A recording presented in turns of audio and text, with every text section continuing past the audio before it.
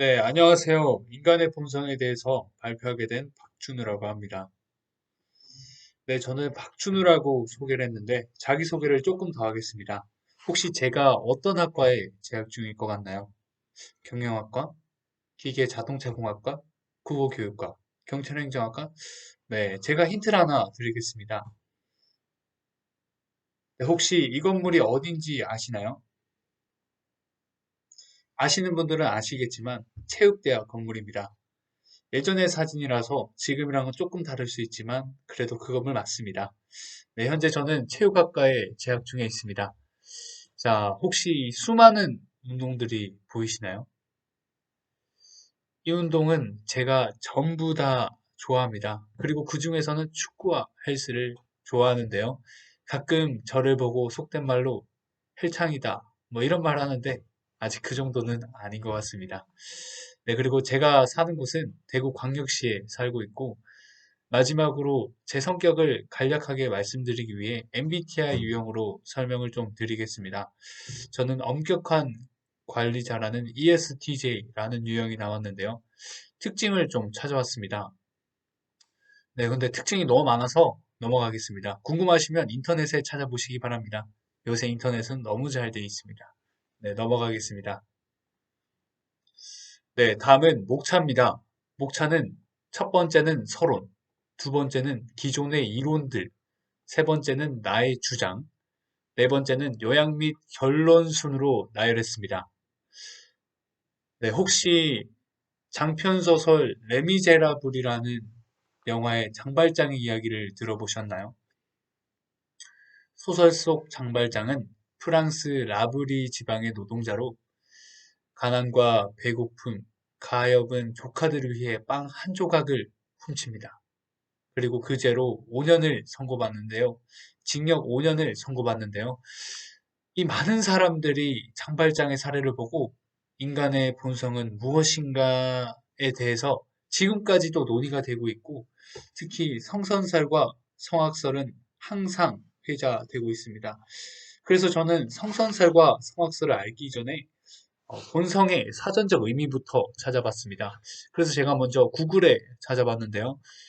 구글에 찾아보니까 본성은 개별 존재가 본래 갖추고 있는 성품 또는 성질을 말한다고 합니다. 이걸로는 좀 부족할 것 같아서 제가 네이버에도 한번 찾아봤습니다. 네이버에 찾아보니까 네이버에서는 본성을 태어나면서 갖춘 마음이라고 설명했습니다.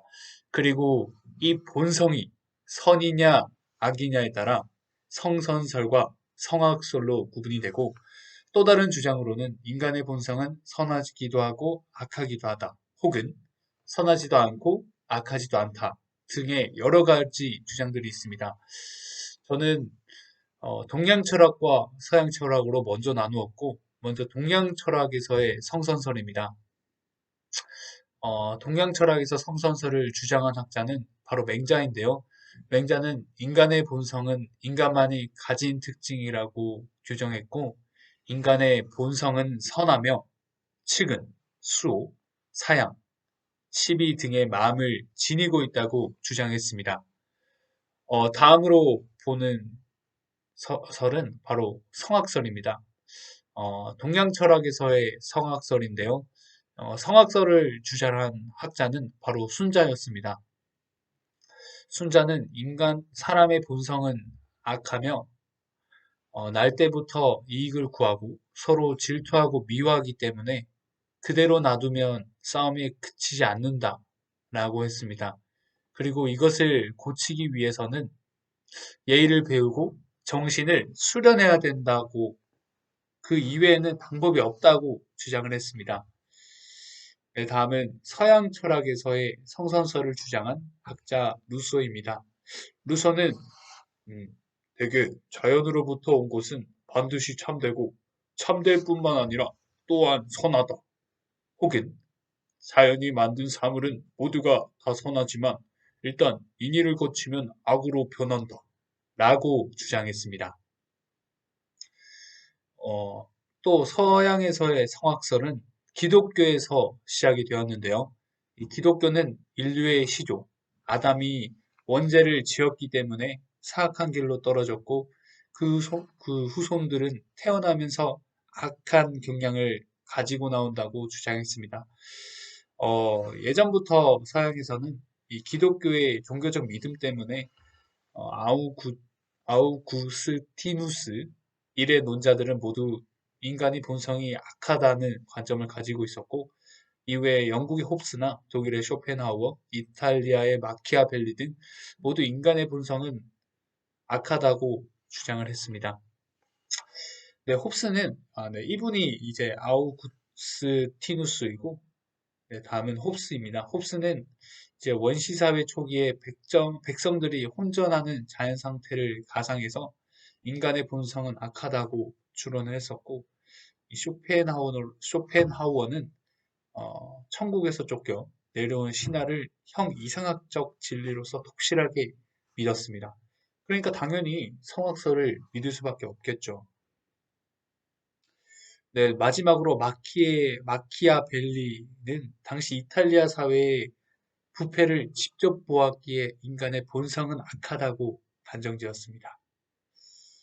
네, 지금까지 성선설과 성악설을 살펴봤는데, 이 성선설과 성악설 이외에 인간 본성론으로는 성무선악설, 성선악혼설, 성삼품설 세 가지가 있습니다. 먼저 성무선악설을 살펴보겠습니다. 성무선악설은 고자가 주장했는데, 고자는 인간의 본성에는 선도 없고 악도 없다고 하였고, 또 에라스무스는 인간이 태어날 때는 완성되지 않는 밀랍과 같다고 했었습니다. 그리고 존 로크는 인간의 마음이 백지와 같다고 했었는데요. 이 말들은 모두 인간의 마음은 선하지도 악하지도 않다는 주장들이었습니다. 네, 다음은 성선악혼설입니다. 성선악혼설은 인간의 선성을 길러서 돋우면 선이 자라고 악성을 길러서 돋우면 악이 자란다. 즉, 어, 어떤 쪽으로 둘 다 혼재가 되어 있어서 어떻게 자라느냐에 따라서 이 선이 될 수도 있고 악이 될 수도 있다는 주장인데요. 이를 주장한 학자는 바로 왕충이라는 동양 학자입니다.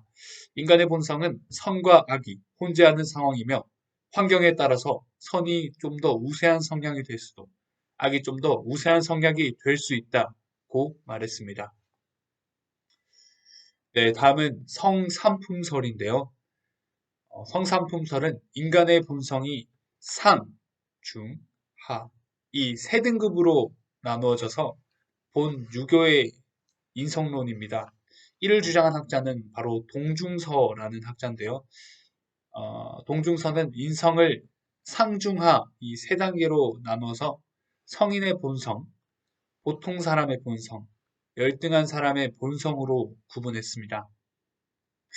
네, 지금까지 여러 가지 인성론들에 대해서 살펴보았는데, 이에 대해서 저의 생각은 이제 다음과 같습니다. 먼저 본성이라는 의미에 저는 초점을 맞췄습니다. 이 혹시 메슬로우의 5단계를 아시나요? 인간의 욕구 5단계를 아시나요? 이 욕구를 보시면 생리적 욕구부터 자아 실현의 욕구까지 설명을 했는데요. 여기서 가장 낮은 단계인 생리적 욕구가 돼야지만 안전의 욕구가 생기고 이렇게 순차적으로 발생한다고 설명을 했습니다. 여기서 저는 생리적 욕구의 이 음식, 물, 그리고 성, 수면, 향상성, 배설, 호흡 등과 같이 인간의 생존에 필요한 본능적인 신체적 기능에 대한 욕구라고 설명을 하고 있습니다. 저는 이 욕구들 역시 인간의 본성이라고 생각했습니다. 그리고 자신이 생존하기 위한 욕구들이고 결국 생존 본능 역시 인간의 본성이라고 생각합니다. 이를 보았을 때 인간의 본성은 악합니다. 왜 그렇게 주장할 수 있을까요? 인간은 본질적으로 자신을 지키려고 하는 생존 본능이 있기 때문입니다. 실제로 하면 안 될 좀 끔찍한 실험이지만, 마루타 732 부대는 모성애 실험을 진행한 적이 있습니다. 엄마와 갓난 아이를 좁은 방에 가둬놓고 이 바닥의 온도를 천천히 올려서 극한의 상황에서 엄마는 아이를 얼마나 지키려고 하는지 관찰하고자 했는데요. 기록에 따르면 방에 갇힌 엄마들은 처음에는 아기를 지키려고 껴안고 온몸으로 감싸 안고 고통을 참고 아기를 보호했지만 점점 온도가 올라갈수록 방바닥은 발을 디딜 수 없을 정도로 뜨거워지자 엄마들은 이성을 잃고 개성을 지르기 시작했고 아기를 바닥에 깔고 밟고 올라가 고통을 피했습니다. 이에 731 부대 관계자들은 한계에 다다르면 모성애보다는 자기 자신을 보호하게 되는 것이 인간의 본성이다 라고 실험일지에 기록했습니다. 저는 정말 안타깝고 일어나서는 안 될 실험이지만 결국 엄마는 자식을 위해 희생하는 것이 아니라 자신을 위해 자식을 희생시켰습니다. 과연 자신을 위해 자식을 희생시키는 것이 선하다고 할 수 있을까요? 결국 인간이 가지고 태어난 본능은 이처럼 극한의 상황에 도달해야지만 발생하고 그 모습은 저는 악하다고 생각합니다. 네, 두 번째 주장은 바로 끊임없는 범죄의 발생입니다. 인간의 본성이 만약에 선했다면 단 한 건의 범죄도 발생해서는 안 됩니다. 하지만 인간의 역사에 있어서 범죄가 단 한 건도 발생한 적은 하지 않은 적은 없습니다. 이 대검찰청 자료에 따르면 교통 범죄를 제외한 전체 범죄 2008년에는 218만 9,452건, 2009년에는 268만 185건, 2010년에는 190만 7,300건 등 이렇게 계속 끊임없이 범죄가 발생하고 있습니다. 우리나라의 범죄의 수만 보아도 증감률이 매년 좀 다르긴 하지만 그래도 단 한 번도 100만 건 아래로 발생된 적이 없다는 것을 알 수 있습니다. 이는 저는 본성이 악하기 때문에 발생한다고 생각합니다. 네, 다음 주장입니다. 제가 생각하는 다음의 이유는 폭력 유전자의 발견입니다.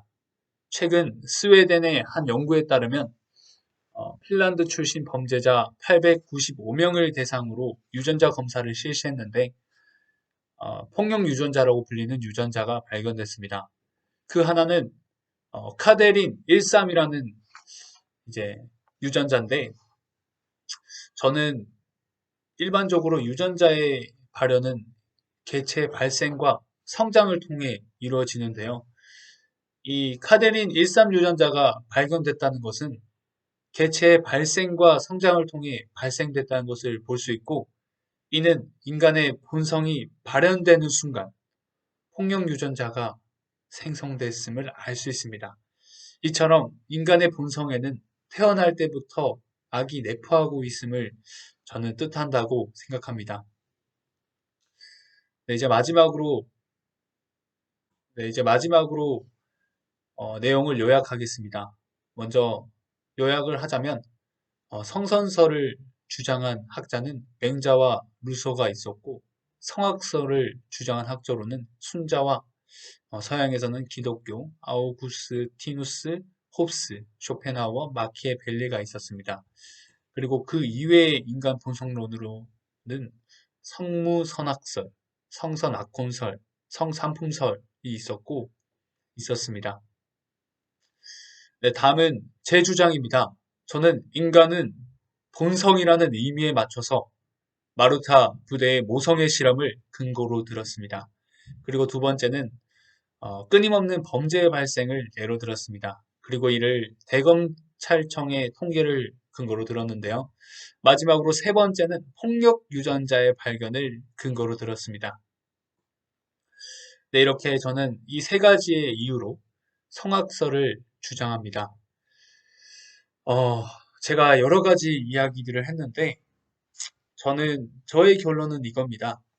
하지만 이번 기회를 통해서 여러 가지 글들과 생각들을 듣고 이 서로의 생각의 차이를 이해해 보는 건 어떨까요? 여기 그림에서처럼 너의 생각과 나의 생각의 중간이 우리라고 합니다. 이 서로의 생각의 차이를 이해해 보는 시간을 좀 가졌으면 좋겠습니다. 네, 다음은 제가 참고한 문헌이고 지루하셨을 텐데 고맙습니다. 지금까지 박준이었습니다.